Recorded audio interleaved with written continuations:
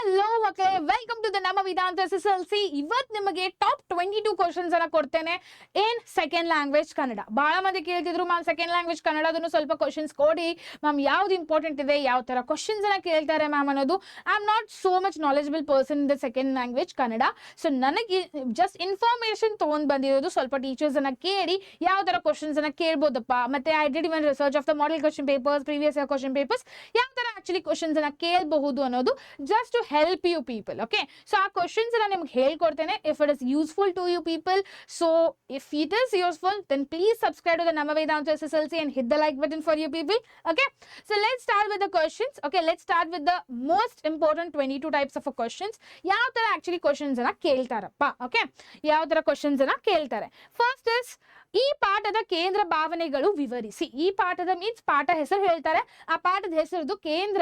So you need to explain. Okay, ಅದ್ರಲ್ಲಿ ಏನ್ explain ಮಾಡಬೇಕು, ನೀವು ಕೇಂದ್ರ ಭಾವನೆಗಳನ್ನು ವಿವರಿಸಬೇಕು. ಓಕೆ, ಅದನ್ನ ಎಕ್ಸ್ಪ್ಲೇನ್ ಮಾಡಬೇಕು ಸರಿಯಾಗಿ. ಕ್ಲಿಯರ್? ನೆಕ್ಸ್ಟ್ ಇಸ್ ದ ಪಾಠದ ಲೇಖಕರು ಸಮಾಜಕ್ಕೆ ನೀಡುವ ಸಂದೇಶವೇನು ವಿವರಿಸಿ ಅಂತ ಹೇಳಿದ್ದಾರೆ. ಸಂದೇಶವನ್ನು ಏನಂದ್ರೆ ಈ ಪಾಠದಿಂದ ಒಂದು ಪೋಯಮ್ ಆರ್ ಲೆಸನ್ ದಿಂದ ಅದರಿಂದ ಏನಪ್ಪ ಸಂದೇಶ ಆಕ್ಚುಲಿ ವರ್ಡ್ ಕೊಡ್ತಿದ್ದಾರೆ. ಸೊ ಆ ತರ ಟೈಪ್ ಆಫ್ ಕ್ವಶನ್ಸ್ ಅನ್ನ ಕೇಳ್ತಾರೆ. ಓಕೆ, ನೆಕ್ಸ್ಟ್ ಪಾಠದಲ್ಲಿ ಪ್ರಮುಖ ಪಾತ್ರದ ವ್ಯಕ್ತಿತ್ವವನ್ನು ವಿವರಿಸಿ. ಪ್ರಮುಖ ಪಾಠ ಮೀನ್ಸ್ ವಾಟ್, ಲೈಕ್ ಯಾವ್ದಾದ್ರು ಒಂದು ಲೆಸನ್ ಇದ್ರೆ ಇನ್ ದಾಟ್ ಲೆಸನ್ ಯಾವ್ದಾದ್ರು ಒಂದು ಮೇನ್ ಕ್ಯಾರೆಕ್ಟರ್ ಇದ್ರೆ, ಈಗ ನಾನು ತೊಳ್ಕೊಳ್ಳಿ ಒಂದು ಯಾವ್ದೋ ಒಂದು ಗ್ರೂಪ್ ಆಫ್ ಪೀಪಲ್ ಇದ್ದಾರೆ, ಅದರಲ್ಲಿ ಒಂದು ಲೀಡರ್ ಅಂತ ಇರ್ತಾರಲ್ಲ, ಸೊ ಆ ಮನುಷ್ಯಂದು ಏನ್ ಆಕ್ಚುಲಿ ಪ್ರಮುಖ ಪಾತ್ರ ಏನು, ಅವ್ರದ್ದು ಪಾತ್ರ ರೋಲ್ ಏನಪ್ಪಾ ಅಂತ ಕೇಳಿದ್ದಾರೆ. ಕ್ಲಿಯರ್? ಆ ಟೈಪ್ ಆಫ್ ಕ್ವಶನ್ಸ್ ಕೇಳ್ತಾರೆ. I am not telling that this only will be asked, this type of questions will be asked. Okay, next ಪಾಠದ ಮೂಲಕ ವಿದ್ಯಾರ್ಥಿಗಳಿಗೆ ಕಲಿಸುವ ಮೌಲ್ಯಗಳನ್ನು ಯಾವುವು.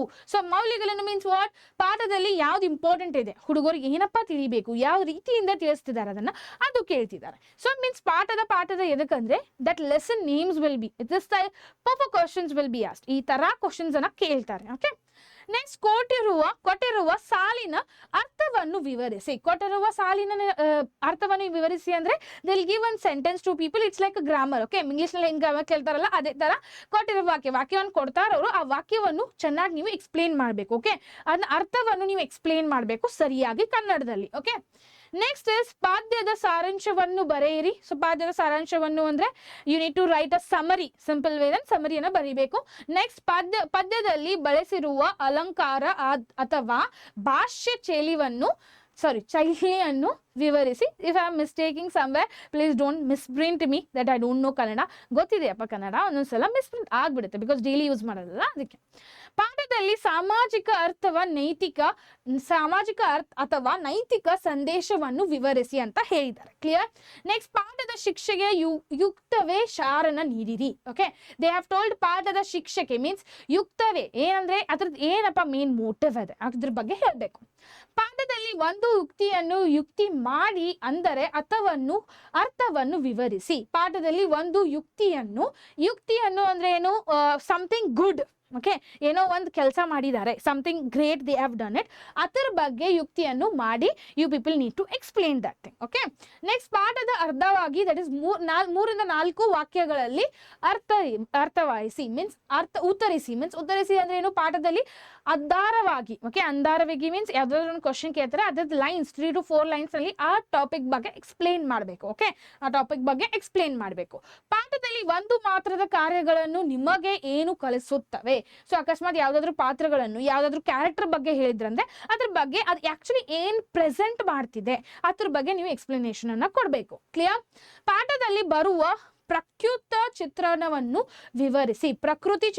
ಚಿತ್ರಣವನ್ನು ವಿವರಿಸಿ ಮೀನ್ಸ್ ಪ್ರಕೃತಿ ಬಗ್ಗೆ ಏನಿದೆ ಅಲ್ಲ, ವಾಟ್ ಇಸ್ ಅಬೌಟ್ ದ ಪ್ರಕೃತಿ, ದಟ್ ಇಸ್ ನೇಚರ್ ಬಗ್ಗೆ ಏನಿದೆ ಅಲ್ಲ ಅದನ್ನ ಎಕ್ಸ್ಪ್ಲೇನ್ ಮಾಡಬೇಕು. ಕ್ಲಿಯರ್?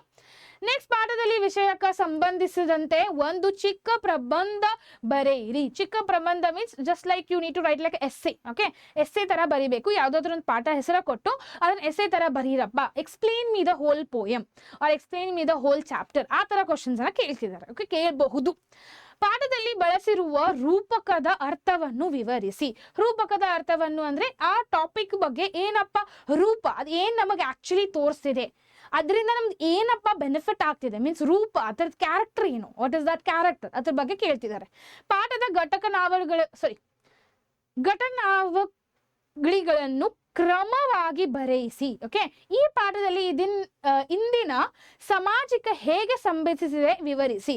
ಮೀನ್ಸ್ ಯಾವ್ದಾದ್ರು ಪಾಠ ಬಗ್ಗೆ ಇದೆ, ಯಾವ್ದಾದ್ರು ಲೆಸನ್ ಬಗ್ಗೆ ಇದ್ರೆ ಆ ಪಾಠವನ್ನು ಆಕ್ಚುಲಿ ಯಾವ ತರ ನಾವು ಡೈಲಿ ಲೈಫ್ನಲ್ಲಿ, ನಮ್ಮ ಸೊಸೈಟಿನಲ್ಲಿ ಡೈಲಿ ಲೈಫ್ನಲ್ಲಿ ಹೇಗೆ ಅಪ್ಲಿಕೇಶನ್ ಕೊಡ್ತಿದ್ದೇವೆ ಅದನ್ನ ಎಕ್ಸ್ಪ್ಲೇನ್ ಮಾಡಬೇಕು. ಓಕೆ, ಪಾಠದಲ್ಲಿ ಅರ್ಧವಾಗ ಮೇಲೆ ಒಂದು ಸಂವಾದವನ್ನು ರಚಿಸಿರಿ.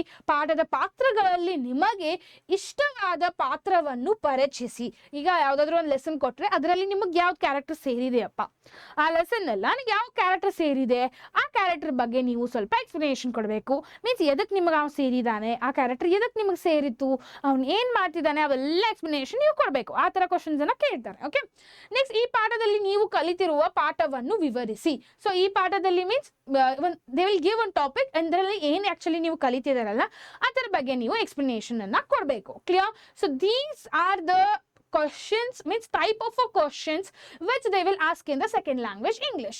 So in a short, if I tell you, in a short na nimge helbekandre, you need to focus on the lesson understanding. Okay, yav stories idella, stories na understand ಮಾಡ್ಕೊಂಡ್ರೆ you people can write it easily if you are perfect with writing in Kannada. ಆಯ್ತಾ? So ಅಕಸ್ಮಾತ್ ಕನ್ನಡ ಬರೆಯೋದು difficulty ಅನಿಸ್ತಿದೆ ಅಂದ್ರೂ ನೀವು second language ಅನ್ನ ತಗೊಂಡಿದ್ದೀರಾ and ಅದ್ರೂ ಏನಾದ್ರು ಮಾಡಿ ಪಾಸ್ ಆಗ್ಬೇಕು ಮ್ಯಾಮ್ ಅಂತ ಯೋಚನೆ ಮಾಡ್ತಿದ್ರೆ you need to write it. Okay, Kannada ಬರೆಯೋದು ಅಷ್ಟು ಈಸಿ ಇಲ್ಲ, you need to practise it, then only it can happen. Okay, ನಿಮ್ಗೆ ಅಕಸ್ಮಾತ್ ಕನ್ನಡ ಬರೆಯೋ ಡಿಫಿಕಲ್ಟ್ ಇದೆ ಅಂದ್ರೂ ಸೆಕೆಂಡ್ ಲ್ಯಾಂಗ್ವೇಜ್ ಕನ್ನಡ ತೊಗೊಂಡಿದ್ದೇನೆ ಮ್ಯಾಮ್ ಏನು ಮಾಡೋದು ಅಂತ ಆಪ್ಷನ್ ಇಲ್ಲ ಅಂದರೆ ನೀವು ಆಕ್ಚುಲಿ ಪ್ರಾಕ್ಟೀಸ್ ಮಾಡಬೇಕು. Because such type of questions will be actually be asked in the second language Kannada. Okay, I try to help you people, hope so it is useful. I am not a Kannada teacher. Okay, ನಾನು Kannada teacher ಇಲ್ಲ, ನಿಮ್ಗೆ ಆ ಥರ ಅಂತ help ಮಾಡ್ಲಿಕ್ಕಾಗಲ್ಲ. But I just did the research that ಈ ಥರ questions ಅನ್ನ ಕೇಳಬಹುದು ಸೆಕೆಂಡ್ ಲ್ಯಾಂಗ್ವೇಜ್ ಕನ್ನಡದಿಂದ. So I try to help you people. If it is useful to you people, please subscribe to the channel and hit the like button. If not useful, then no problem, you can support us for the others also. Okay, till then, see you everyone and all the best for your preparations.